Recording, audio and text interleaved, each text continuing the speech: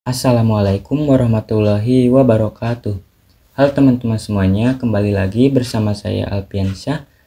Nah, pada video kemarin kita telah membahas mengenai pendahuluan dari MTCNA. Nah, kemudian pada video kali ini saya akan menjelaskan lebih detail lagi about router OS dan router board.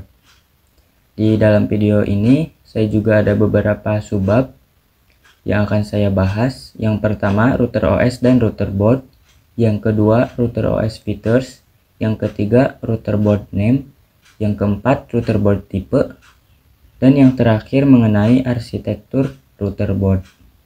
Oke, langsung saja kita ke materi yang pertama ya teman-teman. Nah, di sini saya akan menjelaskan mengenai MikroTik router OS. MikroTik router OS ini berbentuk OS dari vendor MikroTiknya, sama contohnya seperti Linux, Windows, dan lain-lain.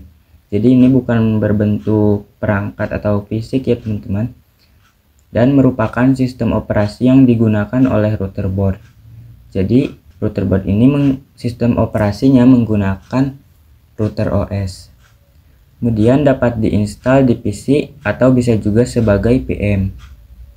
Standalone operating systemnya berbasis Linux P3.3.5 pkernel. Nah, kemudian mengapa kita harus menginstal router OS pada PC? Yang pertama, agar kita bisa custom sendiri, misal dari prosesornya apa, RAM-nya berapa, harddisknya berapa. Dan jika kita terkena problem, misalnya terkena petir dan yang rusak perangkatnya, maka yang harus diganti hanya part yang rusaknya saja, tidak perlu semuanya. Beda halnya dengan MikroTik router board. Jadi jika MikroTik router board rusak, kita harus mengganti semuanya ya teman-teman. Kemudian yang terakhir, fiturnya lebih bagus daripada router OS bawaan dari router board. Nah, jenis router OS MikroTik itu ada yang namanya MikroTik X68P yang terdiri dari, yang pertama ada Dinara MikroTik, contohnya seperti ini ya teman-teman. Dan yang kedua ada namanya Ogma MikroTik. Nah, untuk contohnya seperti ini ya teman-teman. Nah, selanjutnya di sini saya akan membahas mengenai MikroTik router board. MikroTik router board itu merupakan MikroTik yang berbentuk fisik atau perangkat. Beda halnya dengan MikroTik router OS yang merupakan bentuknya itu seperti OS atau sistem operasi ya teman-teman.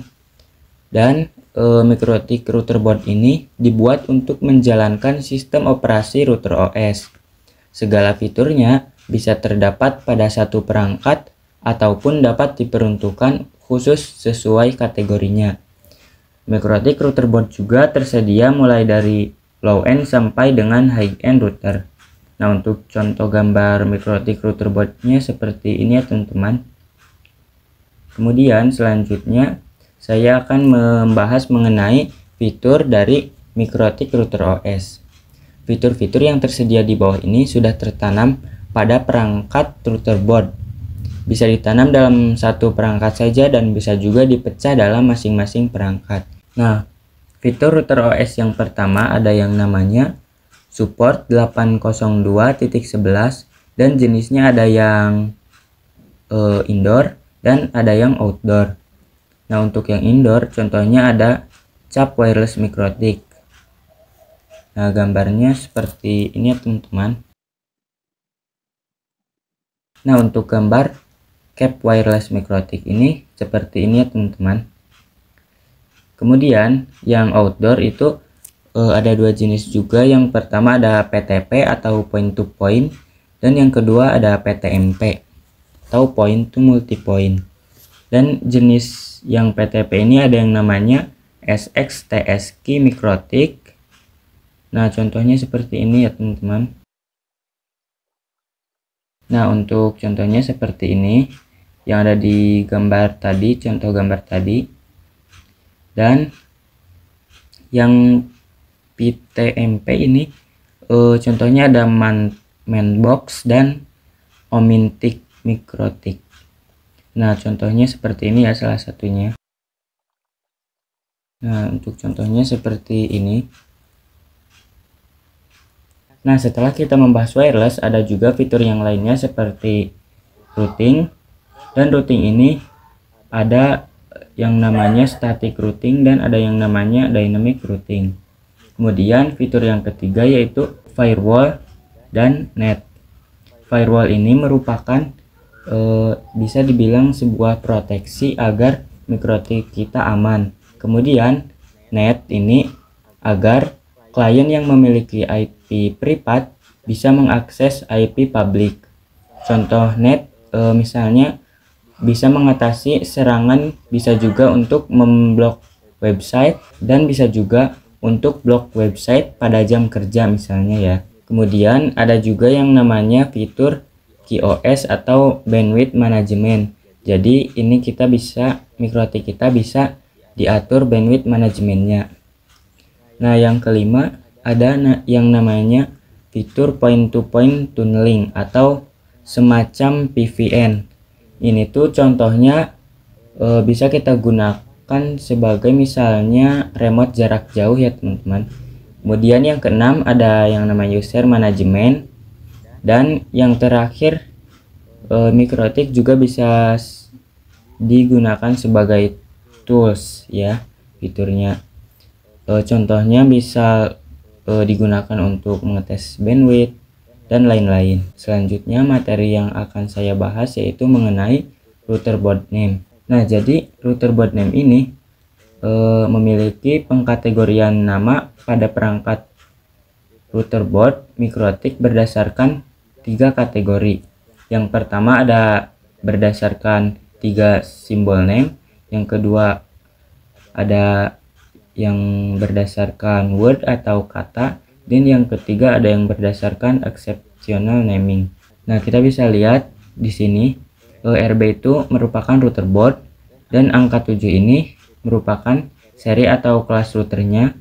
Yang kelima ini jumlah port Ethernet yang tersedia pada router board, dan yang angka 1 ini merupakan jumlah slot wirelessnya. Nah, yang kedua ada pengkategorian nama berdasarkan word atau kata. Contohnya Omnitic, Group, SXT, LXG, dan lain-lain.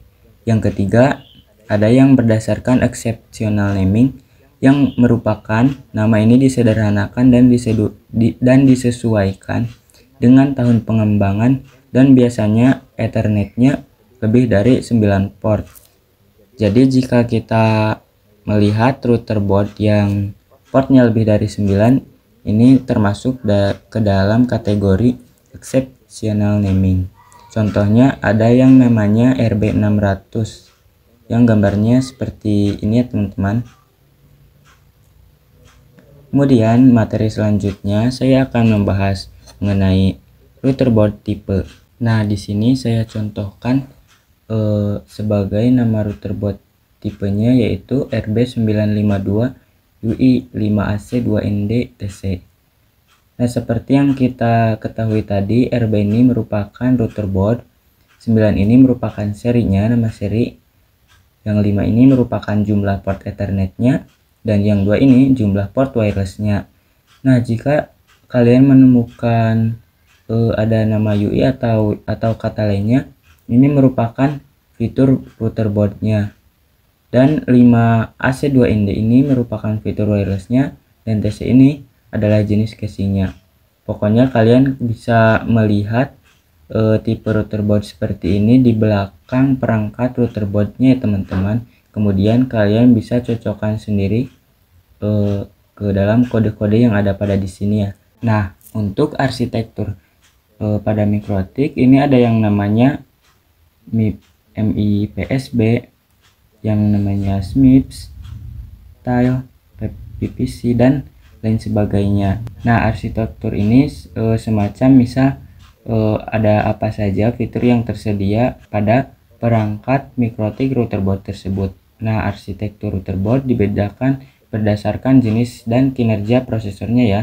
Nah, seperti kita tadi, jadi arsitektur router board ini yang membedakan fitur-fitur yang tersedia atau tidaknya dalam router board. Nah, software atau OS-nya untuk setiap arsitektur itu berbeda-beda karena fitur-fiturnya juga berbeda-beda ya teman-teman. Nah, selanjutnya jika kalian ingin melihat arsitektur mikrotik lebih lengkap lagi, kalian bisa kunjungi saja website yang tertera di sini ya teman-teman.